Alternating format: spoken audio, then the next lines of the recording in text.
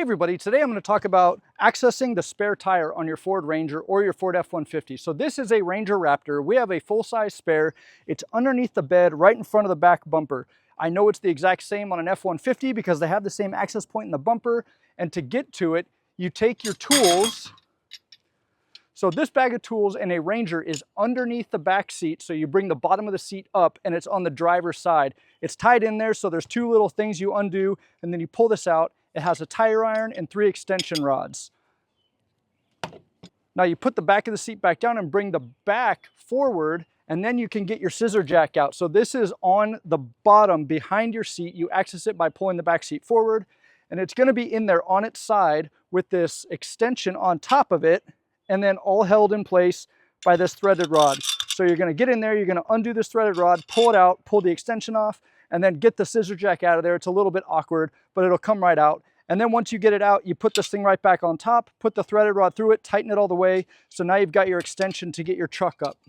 First thing you got to do is actually get the spare tire out of here. So what I'm going to do is I'm going to take my extension rods, put 2 of them together, and then you've got the little bead thing and a hole there. It's pretty darn obvious. You snap it in there, and then you're going to take the open flanged part and stick it in the access hole on the bumper. There's a white funnel in there. So you get this thing in, it's going to guide it to where it needs to go. You slowly twist it until it seats on that little square chuck in there. And then you're just going to rotate this thing, spin it right off, and you're good to go. All right, so I've got it on there. It's not twisting, so I know it's in the right spot. Now I'm going to take my tire iron. It has that square in it. Put it past that little bead so it doesn't come off. And then lefty-loosey, so the top's going to go left. You just start lowering it. So once it's on the ground, you got to keep going because the thing that holds it on goes through the center hole and it's got to go sideways and then come up. So I just keep going and it's out of there. Now I can pull this whole thing out. That thing's dirty. Okay, so we've got our spare tire off. Now we've actually got to get the wheel that would be flat off so you can actually change it. So what we're going to do is find the jack point just so you can see where you should put your scissor jack to lift it. And I am going to chalk the opposite wheel just to make sure the truck doesn't roll. But like I said before, we are never going to be under the vehicle. I'm only going to get it high enough so that the tire can come off and I can put the spare right back on and then lower it right back down. So I'm not going to keep it up on the jack for any more time than I have to. My driveway is pretty level, and as long as your wheels aren't going to spin at all, it won't come off, but it's still nerve-wracking. I don't like having my truck up on a scissor jack ever if I can avoid it. I've got a big floor jack, but not everybody has one, so I want to show you. You can totally do this with just the scissor jack in your truck. Oh man, that's dusty. Okay, so it's pretty awesome. There's actually a point to put your jack on the rear axle. It has a dimple that matches up with the jack stand. The top of the jack stand has that dimple in it. And then if you look at the back axle, there's a dip, a little kind of a button right on that piece of metal right there that's made for the jack. So this is about as easy as it gets to find a good spot for it. And a good thing about this is the jack is forward and back, not side to side. So it doesn't make that much of a deal. For this jack to flop on its side, it would have to go left or right instead of forward and back now. And like I said, I've got the e-brake on, but I'm still going to chalk that opposite wheel. All right, as far as wheel chocks go, this is a Harbor Freight special. It's just a huge chunk of rubber with some feet down here and then like a sort of rounded area here. So it goes on the ground, goes in there. These are just plastic Rhino gear. I bought a set of ramps and it came with these. These are also decent, but these are a lot more substantial. So I'm actually going to throw this on the front right wheel and I'm taking the back right wheel off. Ideally, anytime you chalk a wheel, you do front and back. Obviously, we're on a slope, so it's not going to go forward, but it's always good practice to lock one wheel in place. If you have enough, do 2 wheels. But I mean, overkill is better than getting killed. I don't know if that's a saying or not, but that's the saying I'm going to use. I'm going to turn the jack around. It's probably easier to go at it from the back of the truck as opposed to underneath the side. You have some articulation on this thing in a couple directions. And now that we have it positioned, we can actually put all the extensions on this and be out behind the truck lifting it up. So I'm going to do that. So I've got about 2 inches of daylight. What I'm going to do is actually pull just the tire iron off of here. One thing I should have done before I even lifted the truck is break the lugs loose. I wasn't sure I was actually going to do this, but you would do that while it's on the ground so you don't spin the wheel. The back is good because it has the e-brake on, But even then, do it before you lift it. It's easier. All right, so we got our 6 lug nuts off. All we got to do now is just walk this thing out of here.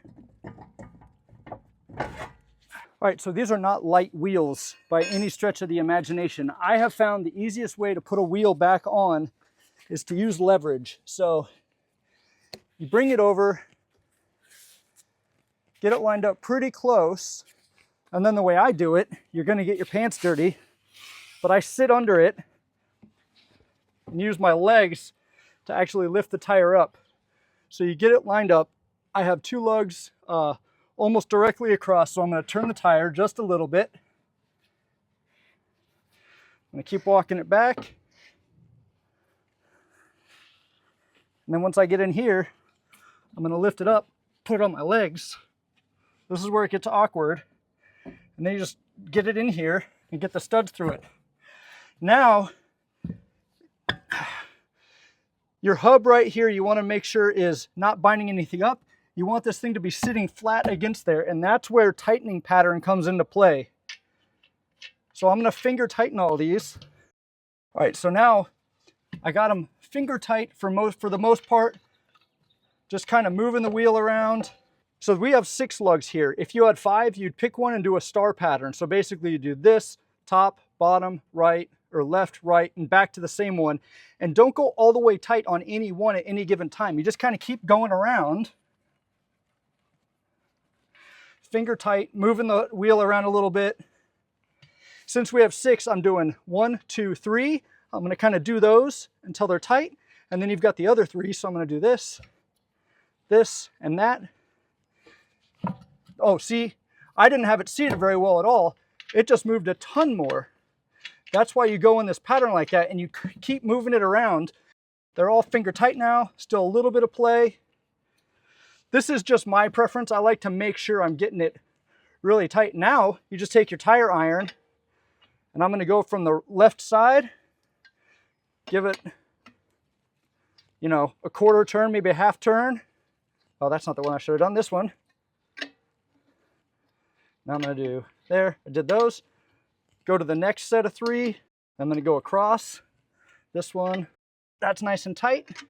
When I pushed it and it went on there, all the lugs became loose and I thought they were starting to get tight. It's because it wasn't seated correctly. So seating it correctly is critical, and you will notice when it's seated correctly, so these metal chunks on the hub are actually slightly outside of the rim that goes around them. So you'll know when it's seated. And you also have this hole right here, and you can see the hub up against it. So we're good to go here. And that's really all there is to it. So I don't have time to rotate them like I thought I was going to. I'm going to take this off, put my regular wheel back on, and then put the spare back up where it goes. Take my kid to volleyball. All right, once it's nice and snug in there, I give it like a quarter turn more and no more than that. You don't want it too tight. There is a spring attached to this thing, so it will have a little give there, but you don't want it so tight you're putting weird pressure on the sidewalls or anything like that. So there you have it, guys. That's how to change a flat tire, or a tire, or if you were going to rotate your tires. And just know, if you do rotate your tires, the TPMS system in this is automatic. You don't have to go and change anything. You can reset the pressures if you want to, but if you rotate them, just give it like 10-15 minutes of driving and it will pick up where the new wheels are. All right, guys, cheers. That's it. Dirty hands. That means I did work. It's over!